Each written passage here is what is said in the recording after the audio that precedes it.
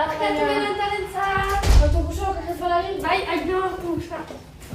Hala, gontxa zute? Bai. Oestreko programa hartu dut hain? Ez dugu. Itxak ez duzu? Ez. Baina zendako? Ez ginen hor. Ez zinezten hor? Ez. Baina non zinezten? Kometxareko ibilbidean. Kometxareko bidaian? Bai, da non asizizte? Lagarxe sorotik. Eta non pasazizte? Mandosineko bokatu. Eta non bokatu duzu? Amaiurren, bikain! Bigarren mundu gerran, Belgika, Frantzia eta Euskal Herrian soldatu eta hegazkin pilotu aliatuei erresuma batura berriz heltzen laguntzen zien erresistentziaren sare antolatu bat izan zen, eta gaur egun komet sarea deitu zuten.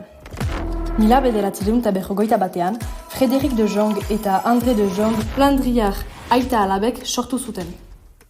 Hegazkinlariak Bilboraino eramateko Pirinioak zarkatu behar zituzten.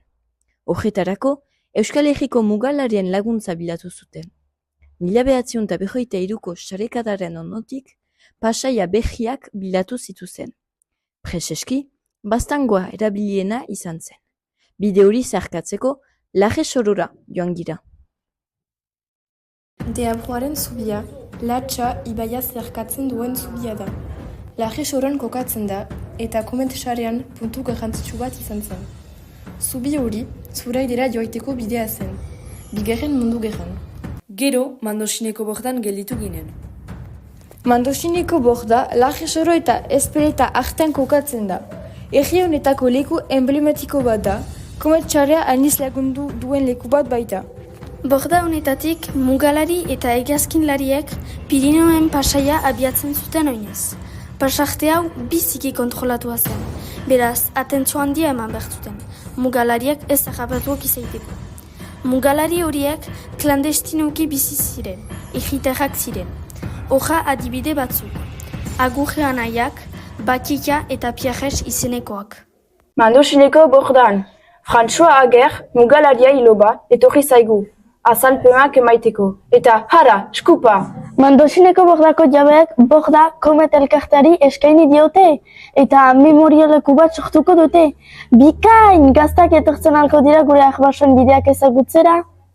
Mandosineko bordatik mendiz mendi jauriko bordaraino ibilbide luzea egin genuen. Han Juan Bimiurak bere familiaren historia kontatu zigun. Jauriko borda dago kokatua mugatik 300 metrotara. Lizartzuko azpiko aldean, Mugarri 76 parean. Han bizi ziren Miura familia, Xan, Matiesa eta beraien 6 seme alabak. Beraiek bizi ziren baserritik, han zeuden animaliak zaintzen, behiak, txerriak, ardiak eta bar. Kontrabandoan ere ibiltzen ziren, paketeak eta animaliak pasten zituzten, baita pertsonak ere. Gerra denboran, komet sarea lagundu zuten eta 80 piko piloto jan eta lo egin zuten jauriko bordako baserrian nazietik iesean zijoazten. Agerrean nahiak ekartzen zituzten Ezpeletatik eta hurrengo egunean Xan Miura eramaten zituen Erratzu eta Amaiurrera, gero Bilboko kontsulatu britainiarrera iritsi ahal izateko.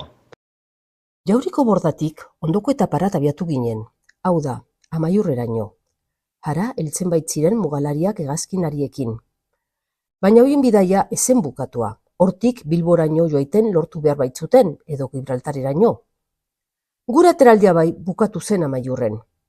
Baina segur Mandosinoko bordarat itzuliko garela egunen batean. Eta zuek ere bai espero dugu.